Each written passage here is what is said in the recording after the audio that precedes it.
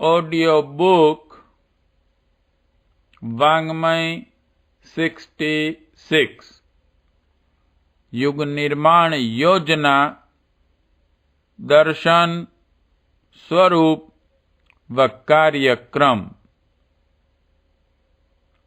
Chapter 6 part 7। हम कामनाग्रस्त न हो, प्रगतिशील बने। प्रगति की आकांक्षा और लालसाओं की पूर्ति का सामान्य स्वरूप एक सा दिखता है, पर बारीकी से देखने पर इनमें जमीन आसमान का अंतर मिलेगा। प्रगति उस आवश्यकता का नाम है जो व्यक्तित्व को उभारती, प्रतिभा को निखारती तथा योग्यताओं को बढ़ाती है। इसका अर्थ है उन क्षमताओं का विकास जो शरीर, मन, कर्तृत्व एवं स्वभाव को स्वस्थ, स्वच्छ एवं सुविकसित बना सकें। यही वास्तविक प्रगति है। इसी के आधार पर मनुष्य जो भी सांसारिक संपदाएं चाहे प्राप्त कर सकता है। धन उपार्जन करने की क्षमता, हाथ में लिए हुए काम में सफलता, कुशाग्र सूझबूझ, आकर्षक व्यक्तित्व, पदोन्नति, संबंधित लोगों का स्नेह सहयोग आदि न जाने कितनी सिद्धियां इसी विशेषता के आधार पर मिलती हैं। निखरा हुआ व्यक्तित्व ही साहसिक कदम उठा सकने की हिम्मत और चमत्कारी उपलब्धियां प्राप्त कर सकने में समर्थ होता है। अपनी इसी प्रसुप्त विशेषताओं को जागृत एवं प्रखर बना सकना प्रगति का मूल तथ्य है। जिसके हाथ यह पारस लग गया, उसे दीन दुर्बल जीवन नहीं जीना पड़ता, वरन एक से एक बढ़ी चढ़ी सफलताओं और संपदाओं के प्राप्त करने का अवसर निरंतर मिलता रहता है। बाहर से जो संपदाएं या सफलताएं दिखती हैं, वे स्थिर व लाभदायक तभी हो सकती हैं जब उनके पीछे सुविकसित व्यक्तित्व की श्रम साधना सन्निहित हो। यदि यों ही उत्तराधिकार में भाग्यवश, अनायास या अनैतिक तरीके से कोई सफलता या संपदा मिल गई तो वह देर तक टिकेगी नहीं। उसे संभालना और रोकना कठिन हो जाएगा, और किसी प्रकार वह बनी भी रही तो इतनी मुश्किलें और उलझनें उत्पन्न करेगी जिससे यही सोचना पड़ेगा कि इससे तो निर्धन या असफल रहना अच्छा था। व्यक्तित्व का निखार ही वस्तुतः अनेक तरह की भौतिक और आध्यात्मिक संपदाएं उत्पन्न करने में समर्थ रहता है, और उसी के आधार पर उनका सदुपयोग बन पड़ता है। उसी स्थिति में उस वैभव का कुछ उपयोग और लाभ भी हैं, अन्यथा अनुपयुक्त व्यक्तित्व अनायास प्राप्त संपदा से अपना और दूसरों का अहित करते और शोक संताप फैलाते दिखेंगे। प्रगति शब्द का ठीक अर्थ और स्वरूप समझना हो तो यही कहा जाएगा कि परिष्कृत शरीर और मन के आधार पर सुविकसित व्यक्तित्व का निर्माण कर सकने में सफलता प्राप्त कर लेना ही सच्ची प्रगति है। आकांक्षाएं एक नशेबाजी जैसी मानसिक स्थिति ही समझी जानी चाहिए। वे असीम होती हैं। परिस्थिति, योग्यता और साधनों का ध्यान न रखकर अक्सर लोग आकाश पाताल प्राप्त करने की अनियंत्रित कामनाएं मन में संजोए बैठे रहते हैं और उन्हें जल्द जिस तिस मार्ग से पूरा करने के लिए व्याकुल रहते हैं। यह ललक पूरी तो हो नहीं सकती, व्यक्ति को बुरी तरह उद्विग्न रखती हैं।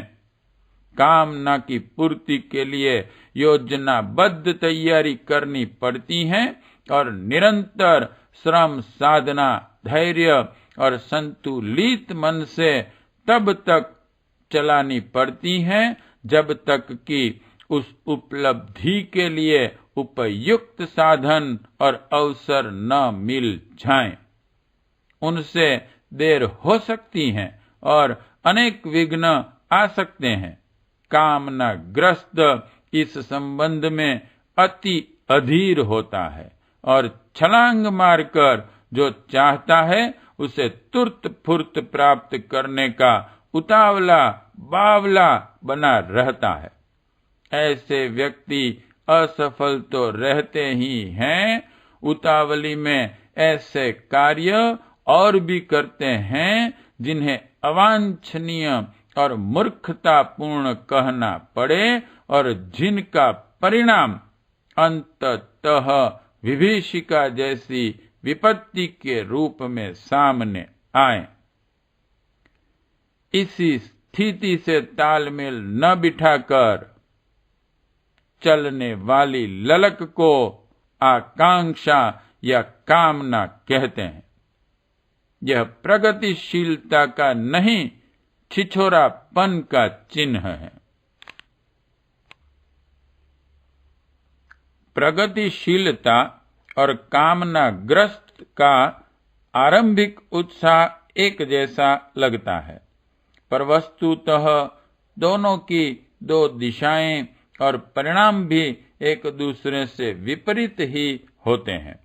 वे भौतिक लिप्साएं जो क्षमता बढ़ाने का इंतजार न करके तुरत फुर्त मनोकामना पूर्ण करने के लिए लालायित रहती हैं, आध्यात्मिक भाषा में ऐषणाएं कही जाती हैं।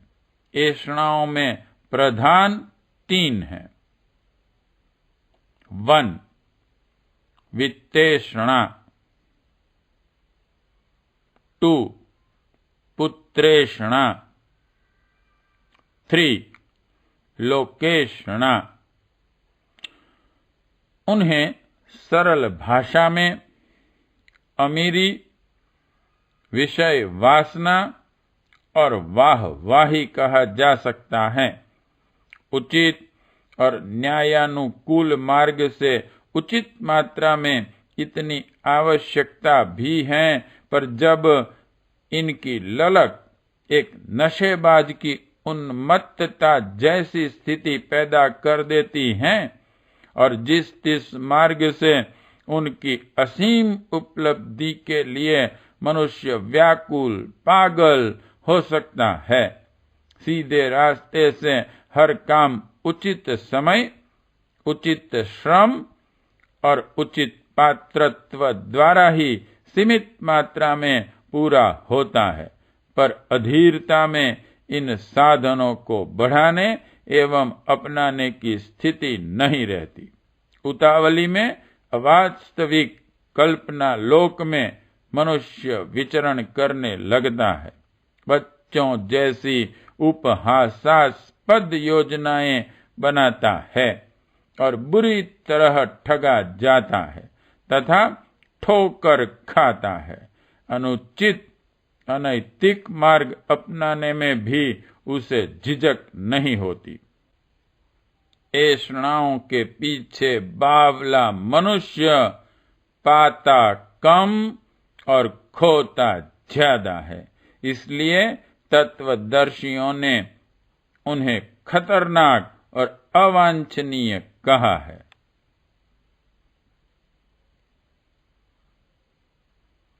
तुर्त फुर्त अमीर बनने की लिप्सा में लोग जुआ, चोरी, बेईमानी, विश्वासघात, शोषण और छल आदि से बुरे अपराध करते देखे जाते हैं।